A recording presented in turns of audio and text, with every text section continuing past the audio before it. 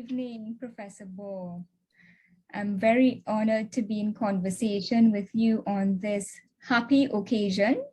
And I wanted to start off by saying that your book is a succinct and a magisterial account on the life of Derek Walcott, which focuses on his development as poet, playwright, and a man of the theater, as you put it. And I thought I would firstly ask, when and how did you first encounter the work of Derek Walcott? Well, when I was in the sixth form, at about age 17, at Titchfield High School in Port Antonio, in the country, in the bush, I first was stunned by this Walcott, whom I knew nothing about, had heard nothing about, because I read in the newspaper, the Gleaner warning, that a play that had been produced by the University Dramatic Society at Mona, which had been written by one Derek Walcott, had got a wonderful review. I think it was Tijan and his brothers. And I had just before that, I had been accepted and got a scholarship to go to Mona to read for the BA degree.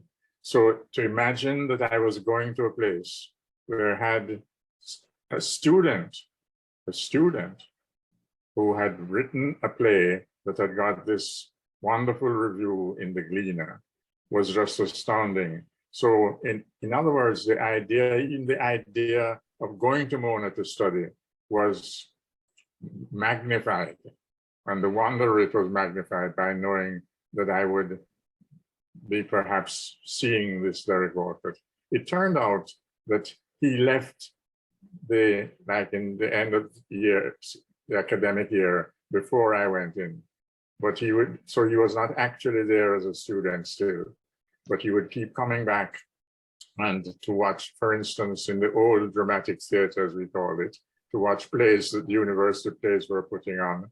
And I got to know him a little. So that was how I first got struck and drawn by this Walcott, not having read a single word by Walcott. I see, quite interesting. And then a sort of follow-up question is, how did you go about doing research and collecting information for this book? Oh, how I went about that? Yes. Oh, well, I didn't have to go about it.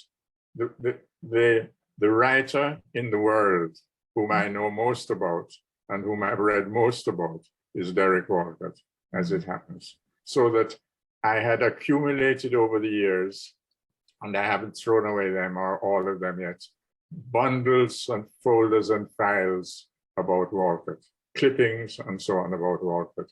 So that it was, in a sense, it was part of my life, this accumulation of information about Walcott. So when I came to write this little book, I could have written tenfold what's in there, but I was glad it was such a small book and I could, as it were, digest and summarize. So it was all, and most of it is still there in my filing cabinet downstairs where I am now. Understood. So it's certainly a type of archaeological work that you do in performing this kind of research into the life of Walcott. Were there difficulties that you encountered in writing the book? In writing this book, yes. The greatest difficulty was what to leave out. To leave out, because I could have written so much more. So yeah. it was the challenge was knowing sensibly what to leave out. Understood. There is a point in the text in which you mentioned that Walcott had several mentors in his formative years. You mentioned Harold Simmons, Frank Collymore, James Rodway, and others. And I was wondering if you could say something about how important were these relationships to him? Of these people? Of these people, yes. I think many people tend to remember him for his individualism and rigid work ethic. He was sometimes deemed as being, difficult to work with. But here in this biography, you also see someone who enjoyed moving expressions of friendship, artist retreats and so on. Could you tell us something about that? Yes, well, Walcott in a way is a difficult person. You could be standing in a room with him and he's saying not a word, at a sort of reception or something like that.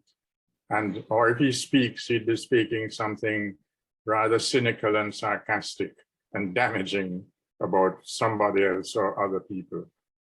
But if you get under his skin, so to speak, he relaxes in a way and speaks fondly and generously. And so that's to repeat, he's not an easy person to get on with. But once you get to know him, then to be able to call him your friend or have him call you your friend, his friend, is wonderful. And he did appreciate very much when in his early days, the in effect mentorship of people like Colbert, who helped to publish his first books, couple of books of poems, that kind of thing. And especially in St Lucia, in his adolescence, the influence of Harold Simmons or Harry Simmons, the unofficial cultural czar and promoter and developer of young talents. Like Walcott, painter, because he was a painter, much more than a poet. The painter Dunstan Sendoma, that was very valuable to Walcott. And Walcott's poem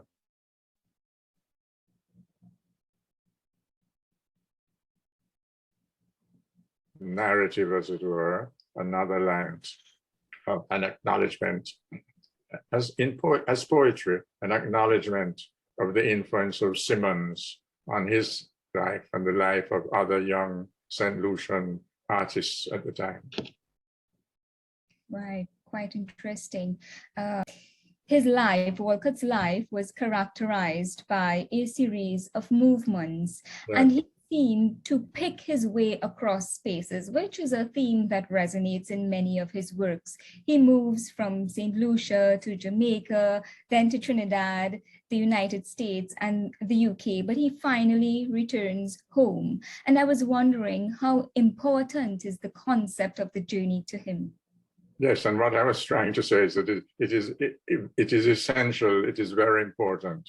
His poetry moves along the concept of movement and journey. And he moved to other places too for a time with his theater people to Italy and in Europe for a period of time. And his poems I mentioned, so I mentioned again, a small poem, a lyric poem about him getting on a bus in St. Lucia. And on this bus is a young woman whom he sees and doesn't know and doesn't speak to her. But the poem in a way is about her and her beauty and the sense of her as the light of the world. But it's all conducted and developed in terms of going, and he knows he will get off the bus and never see her again. So that, and I also mentioned, so I'll mention again, that the concept of journey is the central force in his later collection of poems, The Prodigal. As I said, picking up on the idea of the prodigal son, who had in a way squandered, if he looked at himself cynically, his life in other places, but coming back and bringing back something to his native land, St. Lucia, or St. Lucie, as they say in the St. Lucian Creole. So that we could go and find all through his poems the concept of journey working itself out. Yes, absolutely. And I would like to ask, what would you like readers to take away from this important work on the life of Walcott? Oh, gosh. Well, if they took away that it is important, that would be more than I could expect. But I hope they would take away a kind of simple, straightforward sense of Walcott, and would take away the idea I hoped I was giving of who this Walcott was, and his range of interests, and the crucialness, if there's such a word, of St Lucia to him in his life, but how the idea of wandering or journey is also, as you said, as you suggested, very much part of his life. I don't know, I guess there are lots of other things I'd hope they'd take away, but I would go into too long a series, a litany of hopes and wishes. I understand. I think we have just enough time for one more question. I'm actually teaching Introduction to Poetry this semester in St. Augustine, and I've noticed that the new students find it difficult to penetrate his work. I mean, there is a chiseled beauty in his poems, and I think the crucial thing or brilliance about Walcott is his treatment with metaphor. And so we start there, and it eventually becomes a sensory experience, particularly with his emphasis on sound and the visual. And so my final question is, what can young literary scholars take away from Walcott as a writer? Well, in a way, you said it. I taught Walcott for a lot of my life in the University of the West Indies. Yes. I didn't teach the course. I taught Walcott as an MA course, but I didn't teach much West Indian literature, believe it or not. But in the West Indian literature courses, I would be asked to teach Walcott, to lecture, or at least to lecture on Walcott. And the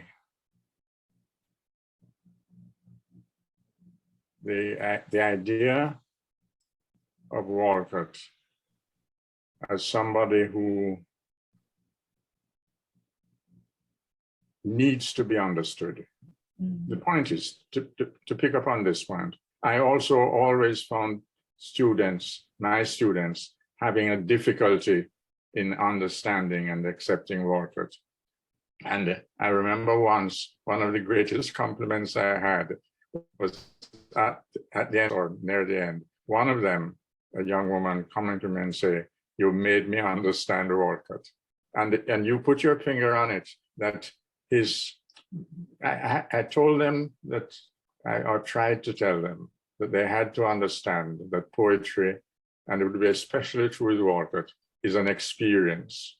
Yes. You know, they want simply to go to a poem and get put in their hands the meaning of this poem so that they could use it in an essay or an exam, and not to appreciate that. To appreciate poetry is to follow it through as an experience. And that metaphor, I was glad to see it, because that's one of my hang-ups. Metaphor is crucial, not only to poetry, but especially to Walcott.